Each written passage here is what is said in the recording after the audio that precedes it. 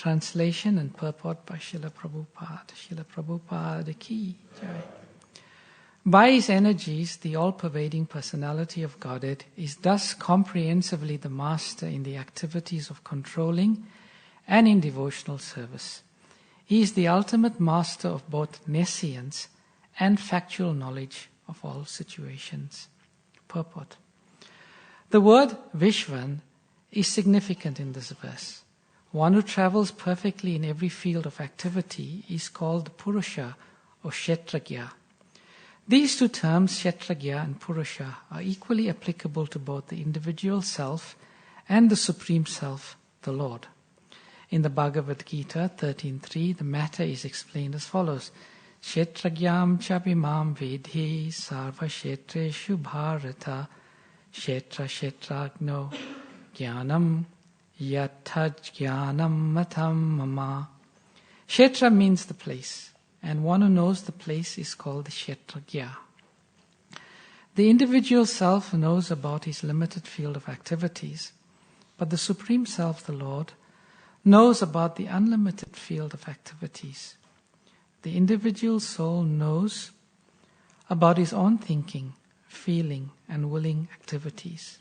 But the Super Soul, or the Paramatma, the Supreme Controller, being present everywhere, knows everyone's thinking, feeling, and willing activities. And as such, the individual living entity is the minute master of his personal affairs, whereas the Supreme Personality of Godhead is the master of everyone's affairs, past, present, and future. Vedaham, Samatithani, etc. Only the ignorant person does not know this difference between the Lord and the living entities. The living entities are as distinguished from incognizant matter, may be qualitatively equal to the Lord in cognizance, but the living entity can never be equal to the Lord in full knowledge of past, present, and future. And because the living entity is partially cognizant, he is therefore sometimes forgetful of his own identity.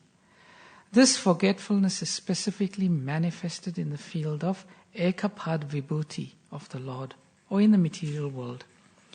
But in the Tripad Vibhuti fields of actions, or in the spiritual world, there is no forgetfulness of the living entities who are free from all kinds of contaminations resulting from the forgetful state of existence. The material body is the symbol of the gross and subtle form of forgetfulness. Therefore, the whole atmosphere of the material world is called avidya, or nescience, whereas the whole atmosphere of the spiritual world is called vidya, or full of knowledge. There are different stages of avidya, and they are called dharma, artha, and moksha. The idea of moksha, or liberation, held by the monist in the matter of oneness of the living entity and the Lord, by ultimately merging in one, is also the last stage of materialism or forgetfulness. Knowledge of the qualitative oneness of the self and the supreme super self is partial knowledge. And ignorance also, because there is no knowledge of quantitative difference as explained above. The individual self can never be equal to the Lord in cognizance. Otherwise, he could not be placed in the state of forgetfulness. So because there is a stage of forgetfulness of the individual selves or the living entities, there is always a gulf of difference between the Lord and the living entity, as between the part and the whole. The part is never equal to the whole. So the conception of 100% equality of the living entity with the Lord is also nescience. In the field of nescience, activities are directed towards lording it over the creation. In the material world, therefore, everyone is engaged in acquiring material opulence to lord it over the material world. Therefore, there is always clash and frustration, which are the symptoms of nescience. But in the field of knowledge, there is devotional service to the Lord, bhakti. Therefore, there is no chance of being contaminated by the influence of nescience or forgetfulness, avidya, in the liberated stages of devotional service. The Lord is thus the proprietor of the fields of both nescience and of cognition, and it remains the choice of the living entity to exist in either of the above regions. Om Jnanatimirandasya Jnananjana Shalakaya Chakshurunmilitam Yena Tasmai Shri Gurave Namaha Shri Chaitanya Manobhistam Stapitam Yena Bhutale Swayam Rupa Kadamayam Dadati Swapadantikam Vandeham Shri Guru Shri Yathapadakamalam Shri Gurun Vaishnavamscha Shri Rupam Sagrajatam Sahagana Raghunatam Vitam Tam Sajivam Sadvaitam Savadutan Parijana Sahitam Krishna Chaitanya Devam Shri Radha Krishna Padan Sahagana Lalita Shri Vishakam Vitamsya He Krishna Karuna Sindhu Dinabandhu Jagatpate Gopesha Gopika Kanta Radha Kanta Namastite Tapta Kanchana Gaurange Radhe Vrindavaneshwari Vrishabhanu Sutadevi Pranamami Hari Priye Vanchakalpa Tirubhyasya Kripa Sindhubhyevacha Patitanam Pavanebhyo Vaishnavebhyo Namo Namaha Jai Shri Krishna Chaitanya Prabhu Nityananda Shri Advaita Gadadhara Vashadi Gaura Bhakta Vrinda Hare Krishna Krishna Krishna Hare Hare Hare Rama Rama Rama Hare Hare Namo Vishnupadaya Krishna Prasthaya Bhutale Srimate Bhaktivedanta Swami Niti Namine Namaste Saraswati Deve Gauravani Pracharine Nirvishesha Shunyavadi Paschachadishatarine Srila Prabhupada Ki Jai. By his energies, the all-pervading personality of Godhead, he is thus comprehensively the master in the activities of controlling and in devotional service. He is the ultimate master of both nescience and factual knowledge of all situations. So this particular part of the Bhagavatam, it is initiated firstly by Maharaj Parikshit at the end of chapter 4, or at the beginning of chapter 4, asking questions to Shukadev Goswami about the creation. And Maharaj Parikshit wanted to know, how does the Lord create? How does the Lord maintain and destroy the universe? And how does the primary creation take place? And he also wanted to further know how secondary creation takes place. So those questions posed by Maharaj Parikshit was answered by Shukadev Goswami. And then Shukadev Goswami says, actually all of these questions you have asked me, they were once asked and answered in Brahma Narada Samvad, in a conversation between Lord Brahma and Sri Narada. So let me now narrate that, because through that narration you will now have all your questions answered. So at the beginning of chapter 5, we see Narad Muni asking Lord Brahma 6 questions. Actually 5. The first one was Yad Rupam. And his questions all related to the universe. So firstly he asked, what is the symptoms of the universe? Then Yad Adishtanam. What is the shelter of the universe? Yata Shrishtam. How is it created? Yat Param. What does it depend on? And Yat Cha. What is it composed of? So these were the questions asked by Lord by Sri Narada to Lord Brahma. And they were answered many of them were answered in chapter 5. And Yacha, what is it composed of, is answered in the first 18 verses of chapter number 6. So in this particular section of the Bhagavatam, which is running from verses 18 to 22,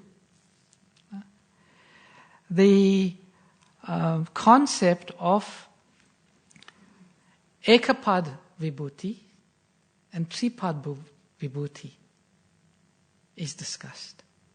Now, Ekapad Vibhuti means the material world.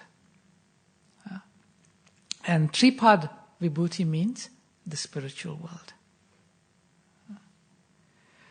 So, all of these questions, or in this particular part of the questions, that is contained in a prayers from the Rig Veda called the Purusha Shukta. This Purusha Shukta in the Rig Veda is about 24 verses.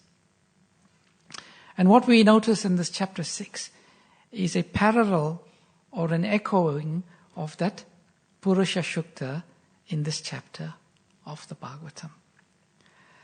Now, very interestingly, Srila Prabhupada titles this chapter the Purusha Shukta Confirmed.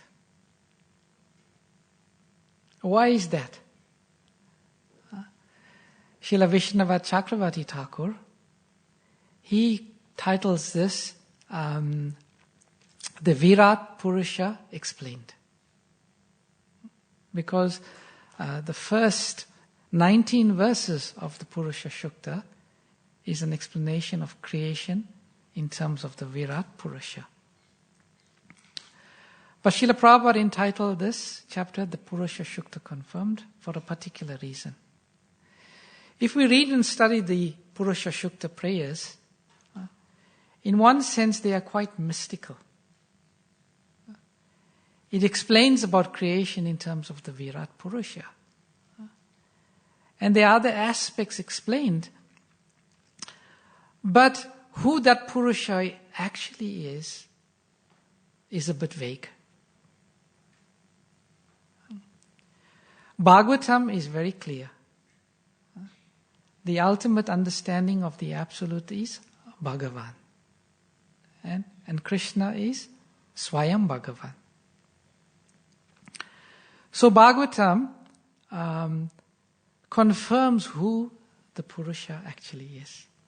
Therefore, Srila Prabhupada entitles this chapter, the Purusha Confirmed. So this Purusha Shukta prayers are very important prayers. We see in the Bhagavatam, there is the one incident where the demigods, being troubled by the demons, want to seek the help of the Lord. They go to the shore of the Sweta-deep ocean, the milk ocean, and there they want to attract the attention of the Lord. And then Srimad Bhagavatam, canto number 10, chapter number 1, verse 20, it's explained there. After reaching the shore of the ocean of milk, the demigods worship the personality of Godhead, Lord Vishnu, the master of the whole universe, the supreme God of all gods, who provides for everyone and diminishes everyone's suffering. With great attention they worship Lord Vishnu, who lies on the ocean of milk, by reciting the Vedic mantras known as the Purusha Shukta. So these prayers, the Purusha Shukta, it is meant to attract and please the Lord. In the Chaitanya Bhagavat, there is a nice pastime called the Mahaprakash Leela. And in the Mahaprakash Leela, initially the devotees, they bathe Lord Sri Chaitanya Mahaprabhu. And while they are bathing Sri Chaitanya Mahaprabhu, all of his associates chant the Purusha Shukta prayers. And Srila Prabhupada comments on this particular incident, and he says, yes, this is the Vaishnav standard. When we worship the deities, we chant the Purusha Shukta prayers. And all devotees who worship the deity should know these prayers. So, it is a significant prayer. So in this particular part of the Bhagavatam, is verses 18 to 22, it echoes or it shadows text number 20 of the Purusha Sukta. And basically, text number 20 explains similar to the Bhagavatam, the Ekapad Vibhuti is 1/4 of the creation of the Lord. And the Tripad Vibhuti is 3/4 of the creation of the Lord. In the verses prior to that, there was an explanation about the qualifications that one needs to enter into the Tripad Vibhuti. And what is the condition that keeps us in the Ekapad Vibhuti? And that was explained by Maharaj nicely yesterday. And essentially it was saying there, those who are Griya Medis, who are simply entangled in sense gratification, they remain entangled in the Ekapad Vibhuti. And those who know about the Supreme Personality of Godhead, who have knowledge of the Supreme Personality of Godhead, then they enter into the Tripad Vibhuti. So there are many interesting and relevant aspects of the purport. We will touch on some of these aspects, and also, time willing, we'll speak a little about today is the day the Jagannath Ratha Yatra is celebrated in Jagannath Puri. And it's also the disappearance day of Sri Shivananda Sen and Swarup Damodar Goswami. So time permitting, let's see what we can say. So Srila Prabhupada in the purport to this verse begins by saying that this one word,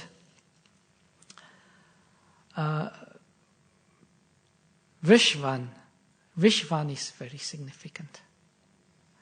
Now interestingly, Srila Prabhupada translates Vishvan in the word for word as the all-pervading personality of Godhead. One thing I like to do is, when I read and study Bhagavatam, I like to see any particular word, how else it features in the Bhagavatam, and how Srila Prabhupada translates it in different contexts. And that gives me some better understanding. So I try to see where else in the Bhagavatam this word Vishvan appears. And it doesn't appear anywhere else. It's a very unique word. It appears only once in the entire Srimad Bhagavatam. Actually, Bhagavatam is like that. There are many, many unique words in the Srimad Bhagavatam which do not appear in any of the other Vedic literatures. And it begs the question then, just like if we see a word we do not know, we go to the dictionary and we find out what is the meaning of the word. So if there's a unique word that appears in the Bhagavatam, how will you know the meaning? Generally, there's a Sanskrit dictionary called the William Monnier Dictionary. It's the most popular dictionary. If you want to find the meaning of a Sanskrit word, you'll go and refer to it. So it begs the question then, if this word was never used before, how would we know the meaning? And this happens so many times in Bhagavatam. So how do you think?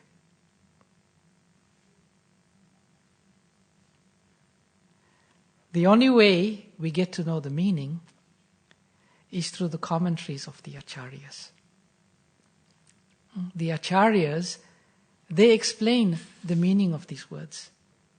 And that's even how the William Monnier Dictionary will ever get any insight into what the meaning of the word is. So here it is said this word Vishvan is used, and it says it's the all-pervading personality of Godhead. Now this is a very perplexing statement for many people. All-pervading personality of Godhead. Because the common understanding is, if that something is all-pervading, it cannot at the same time be a person. Like, our common experience, for me to be everywhere, I can't still be a same person. So many people, they cannot understand such statements, the all-pervading personality of Godhead. How one can be a person at the same time pervade everywhere. But in our Vaishnava theology, we get very simple understanding. And the very simple analogy that Srila Prabhupada gives us to explain this concept is what? The sun, yes. Prabhupada says we have the sun globe, we have the personality, the sun god, and then we have the sunshine. The sunshine pervades everywhere.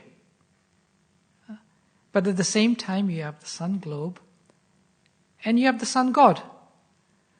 So it's not too difficult to understand, even within the purview of our own experience. So Prabhupada explains this particular word Vishwan in terms of Purusha or Kshetra. And Prabhupada explains here that there are two types of Purusha or Kshetragya. One is the ordinary living entity, and the other is the super self, Srila Prabhupada says. And quoting the verse from Bhagavad Gita, Srila Prabhupada draws the differentiation between the two. And Prabhupada is doing this in the context of explaining, as the verse says, the Lord is the master of both nescience and factual knowledge. And we've been discussing this in these Bhagavatam classes. Very simply put, one very fundamental difference between the living entity and the Lord is that we are only conscious of our body. But the Lord is conscious of everybody. Even the animals. All living entities, Krishna is conscious of. In the purport, Prabhupada uses this 3 words of how the Lord is conscious.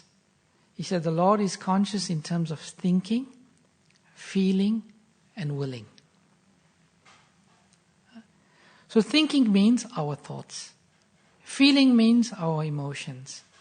And willing means our desires.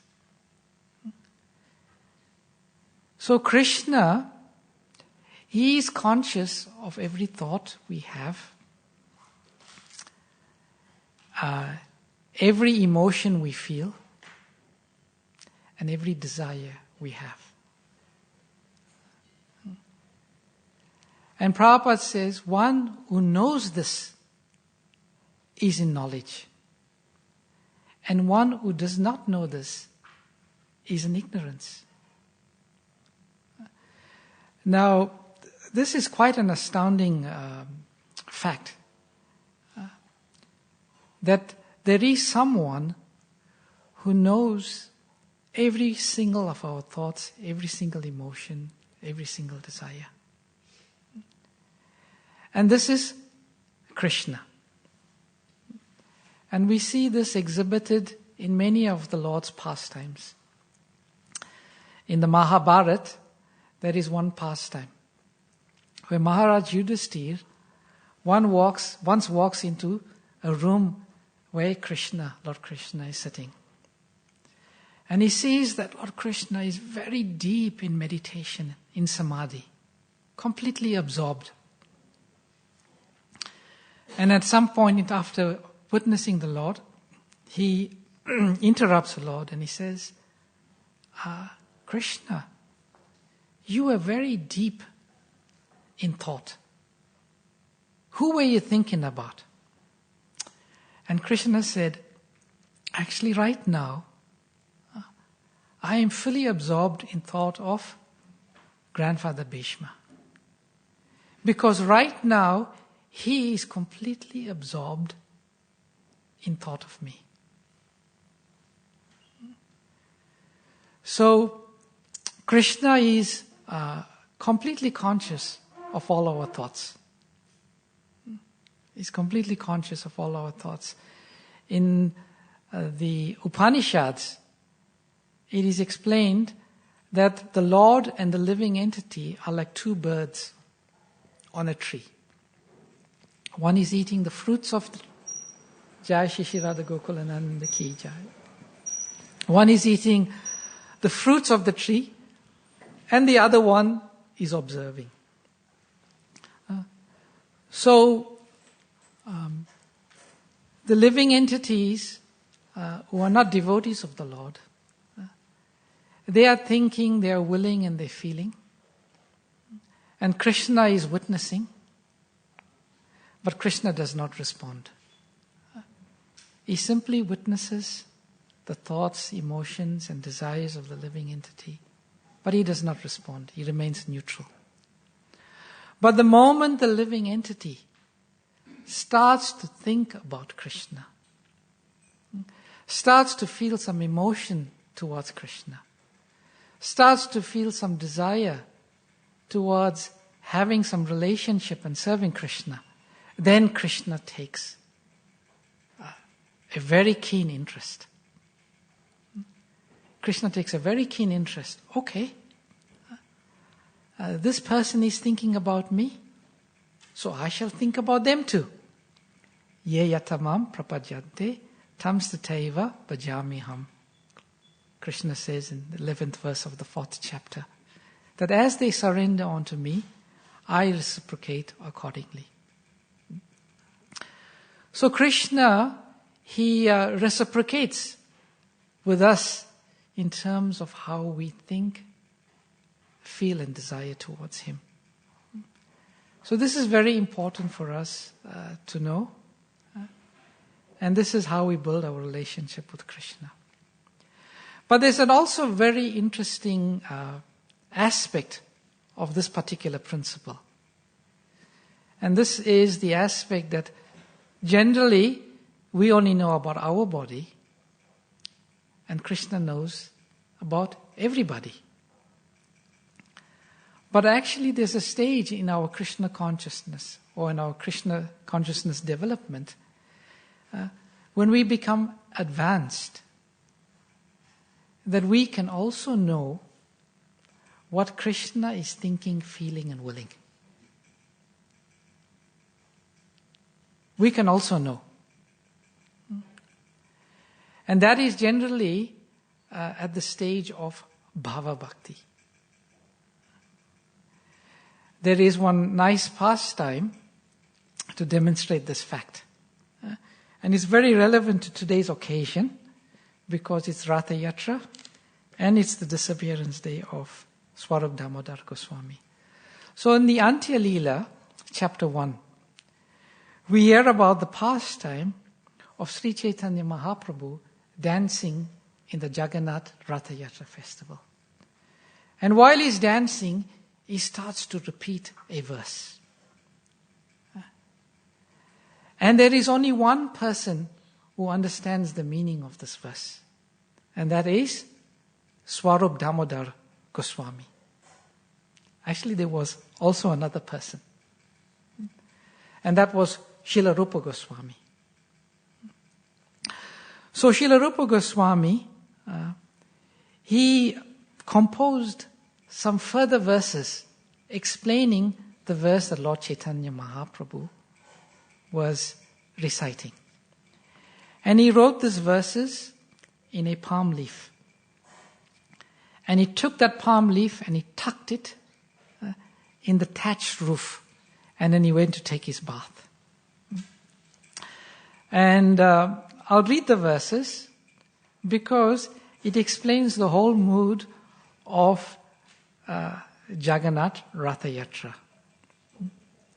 And Srila Rupa Goswami wrote, "That very personality who stole my heart during my youth is now again my master. These are the same moonlit nights of the month of Chaitra. The same fragrance of malati flowers is there, and the same sweet breezes are blowing from the Kadamba forest. In our intimate relationship, I am also the same lover. Yet still my mind is not happy here. I am eager to go back to that place on the bank of the Reva under the Vetasi tree. That is my desire." And we know the whole mood of Ratha Yatra is the Vrajavasis taking Krishna from Kurukshetra back to Vrindavan. So Sri Chaitanya Mahaprabhu, he was experiencing Jagannath Ratha Yatra in this mood of the Rajavasis. So Sri Chaitanya Mahaprabhu also went out, and when he came back, he wanted to, he saw these leaves that Rupa Goswami had written this verse. And he took these leaves, and when he read it, he exclaimed, "My heart is very confidential. How did you know my mind in this way?"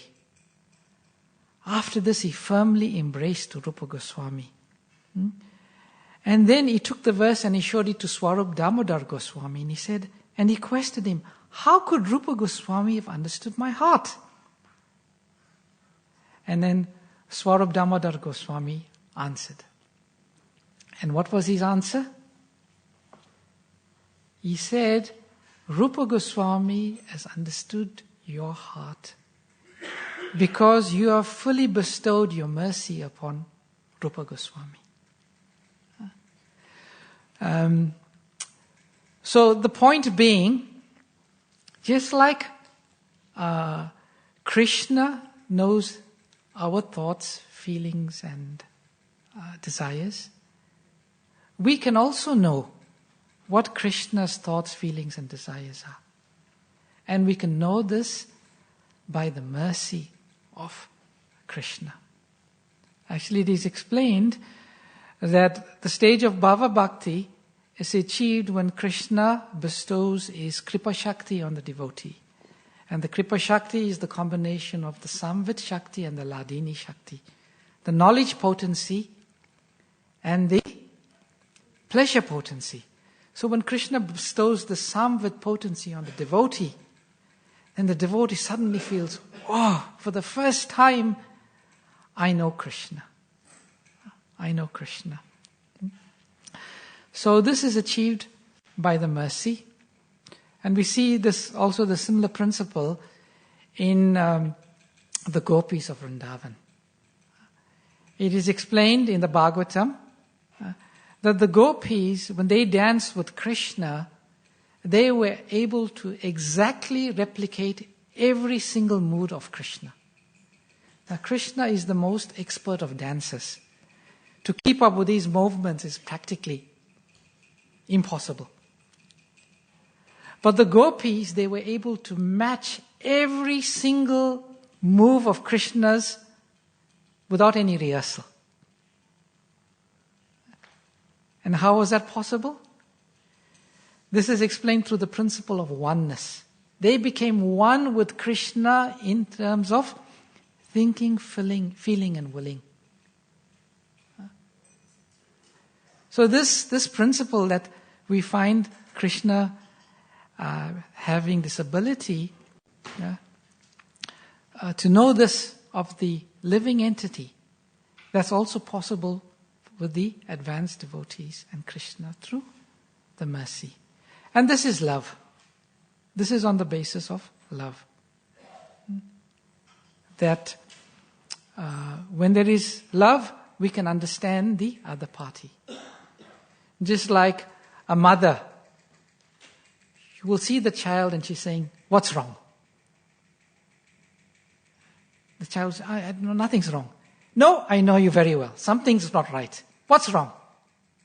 Tell me what's wrong."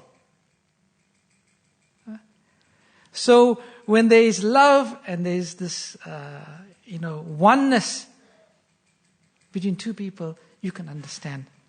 I was reading recently a very beautiful pastime between Srimati Radharani and Krishna. It happened that Krishna was with the cowherd boys and he was feeling deep separation from Radharani.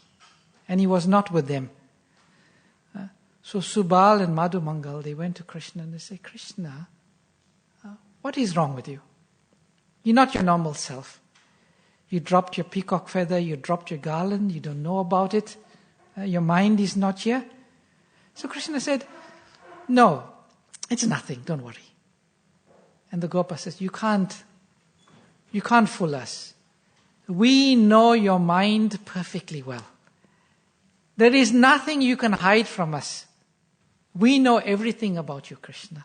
So please, you tell us. Actually, even before Krishna could tell them, they told him. You feeling separation from Srimati Radharani?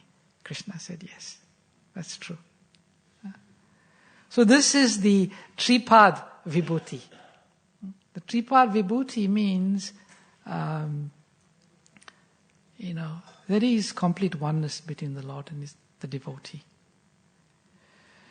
So some other interesting aspects, Prabhupada talks about, interestingly enough, Dharma, Artha and Moksha falling under the category of avidya. When one is in avidya, then one is in the Ekapad Vibhuti. And when one is in knowledge, then one is in the Tripad Vibhuti. And interestingly, this Artha, Dharma, Artha, Karma, Dharma and Moksha, that is the essence of the Vedas in one sense. This is what Vyasadeva is explaining. But this is considered to be avidya because in the normal sense, Artha, Karma, Dharma and Moksha is all for sense gratification. And this is explained very nicely in the Sri Ishupanishad, in the 9th text, mantra number 9.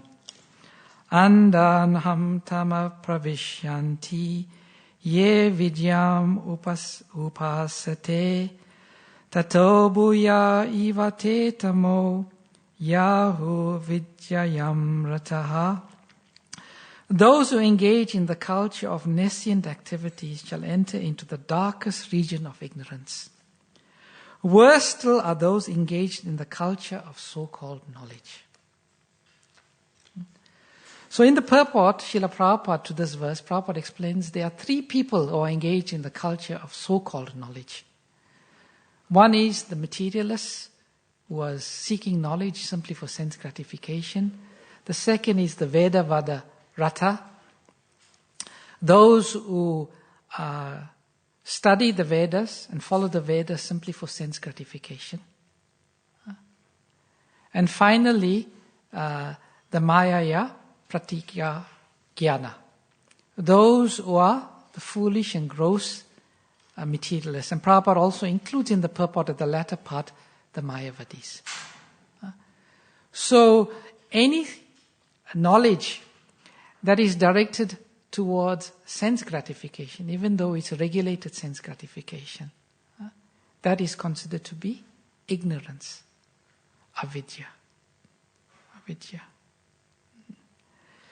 So there's many other points we can make about this verse, so I will, or maybe I'll just pause here and speak something briefly about, firstly, Shivananda Sen. The personality of Shivananda Sen is very, very important for us in our Vaishnava culture. Because Shivananda Sen, he embodied 2 key principles. The first principle was Vaishnava Seva. And the second one is the principle of Jivadoya, extending oneself to the Jivas. And we all know that every year, the devotees from Bengal will go for the Ratha Yatra festival in Jagannath Puri. And they would travel some distance. And Shivananda Sen, he took charge to take care of all the devotees' needs on this trip. Their accommodation, their prasadam, all of their needs, Shivananda Sen would take complete charge of. And he would serve the Vaishnavas with full heart and soul. But one day, they had another person or entity joining their party, and that was a dog. A dog joined the party traveling from Bengal to Jagannath Puri.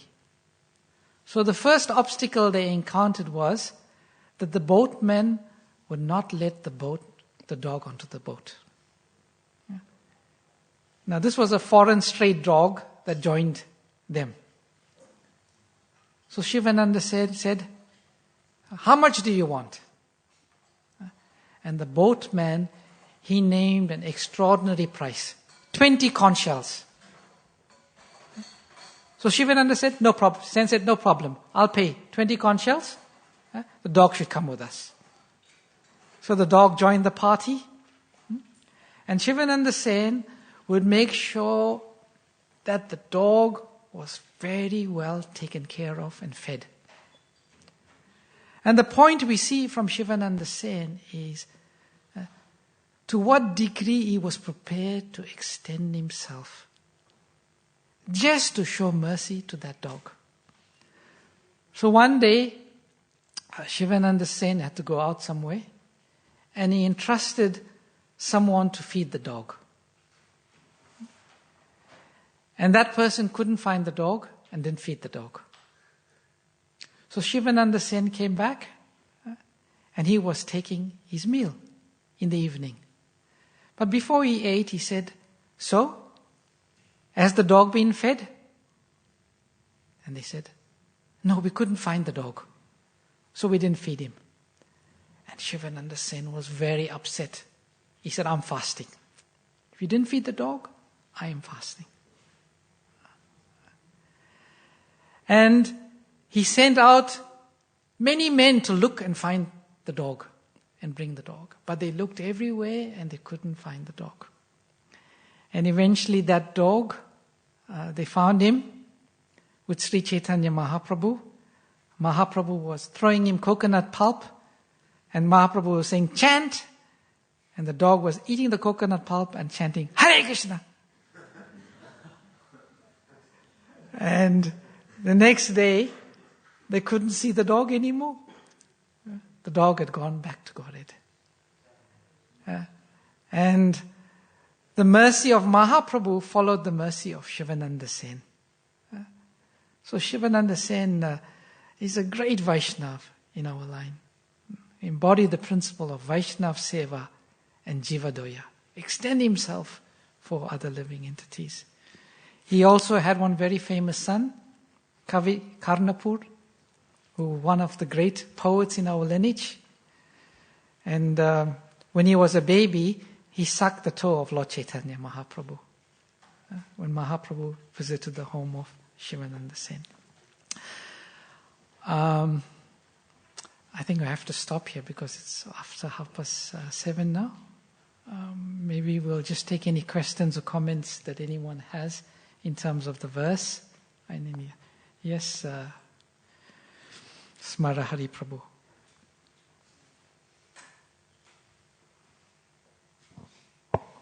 Hare Krishna, thank you for the wonderful class.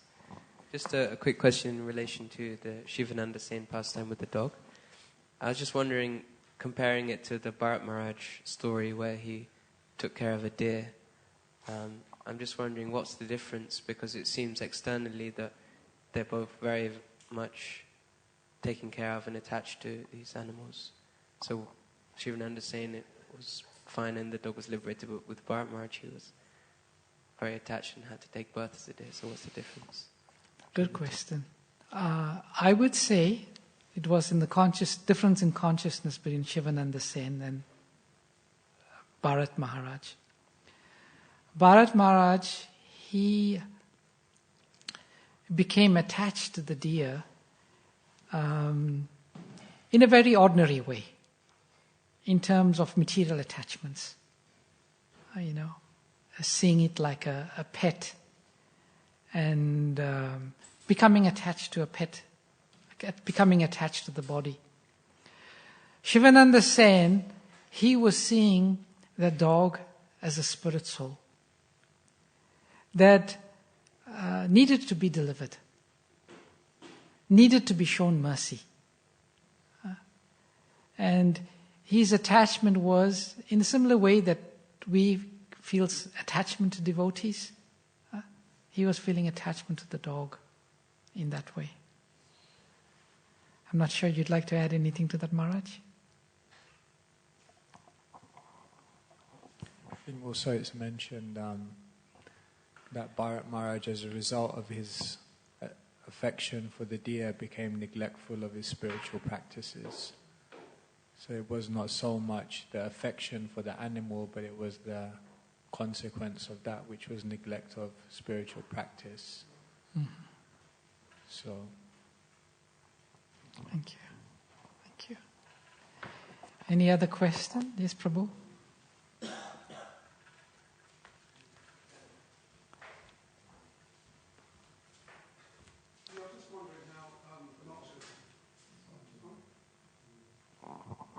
I was wondering how moksha can be directed towards sense gratification. You're talking about dharma, artha, karma, and moksha. I didn't hear the first part of your question. How is it you saying it can be directed towards sense gratification? Yes. Yeah.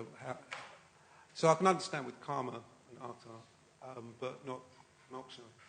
Oh, moksha. Moksha is liberation. Prabhupada explains that in the purport itself. Prabhupada says the ultimate snare of Maya is the desire to become one with God. So generally the moksha that most people aspire for is not the type of moksha where one eternally serves the Lord. It's the type of moksha where one becomes one with the Lord. And that still falls under the category of sense gratification, because it's still about I and my. There is still some animosity towards Krishna. There's no love. So that type of moksha, where one seeks it on the basis of what I'm going to get, not on the basis of service to Krishna, that is also falls under a very subtle form of sense gratification. Does that make sense? Okay, thank you. Hare Krishna. Yes, David Prabhu.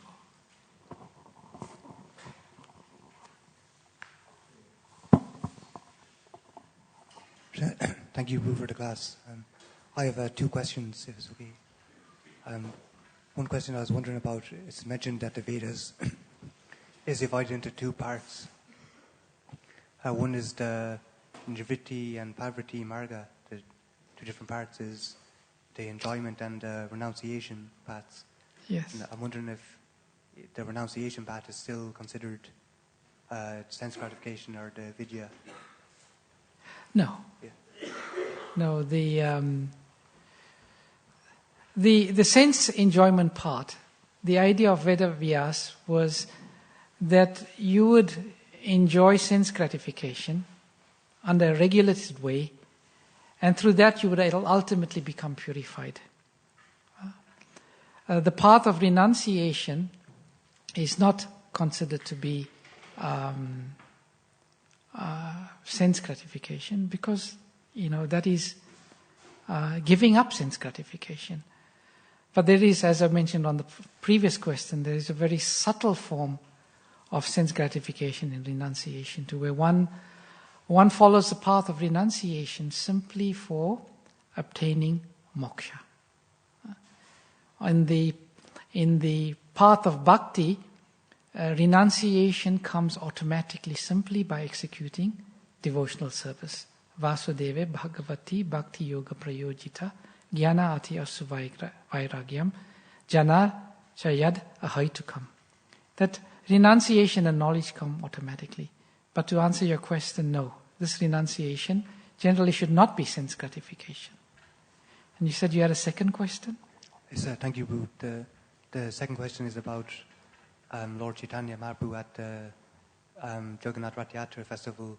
Yes. That the 2 devotees who knew, they could know the Lord's heart in that sense for Damodar Swarup and Rupa Goswami. And I was wondering if that's also more so because of their relationship with Srimati Radharani, that they that Rupa Goswami knew more so the heart of Srimati Radharani, and to my knowledge, Swarup Damodar is very closely related to Srimati Radharani. Yes, that could be there. Yeah.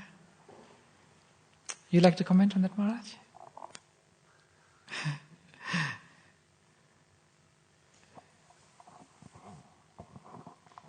As we know, Chaitanya Mahaprabhu chose Swarup Damodar and Ramananda Rai in the final days in the Gambhira because Lalita Saki and Vishaka Devi like that, so they could nourish his feelings of Srimati Radharani. So naturally it seems there is some. And then of course we know Rupa Goswami is a Manjari, the servant of the Sakis. So. Yes. True. In the eternal, in the Siddharup, they were very intimate associates, so they could have understood like that. Yes. Any other questions or comments? Yes, Prayojan Prabhu.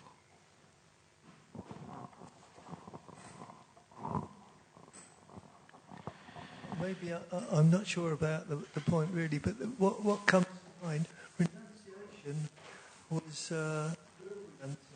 is that which comes spontaneously because of devotional service. The fruitive mentality is destroyed. It's just something that it's a higher taste, it seems. That actually this renunciation that is through bhakti is just is taken over by this loving propensity, and consequently renunciation, as what it says in Bhagavad Gita, it talks about that the fruits are there consciously in the person, but the one who's in bhakti, they're not there anymore. He's just in love, you could say. He sort of, he doesn't even have to think about renunciation. It's just a natural consequence. Comes automatically. Yeah. Interestingly, in the Nectar of Devotion, Srila Rupa Goswami quotes one verse, and where he says, too little renunciation or too much renunciation is not good. He says, too little renunciation means one is still following the path of sense gratification. It makes the heart hard. And bhakti can't grow in a hard heart.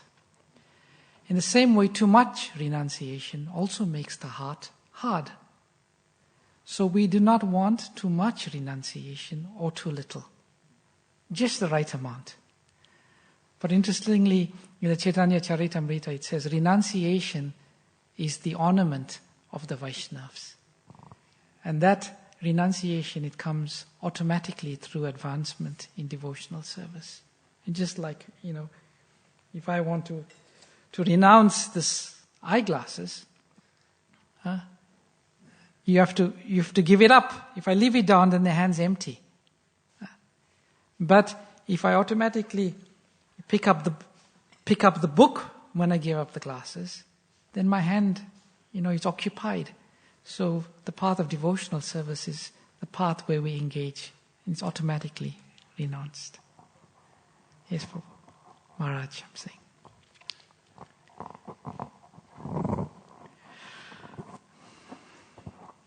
Just a very small comment on that. The Sanskrit word for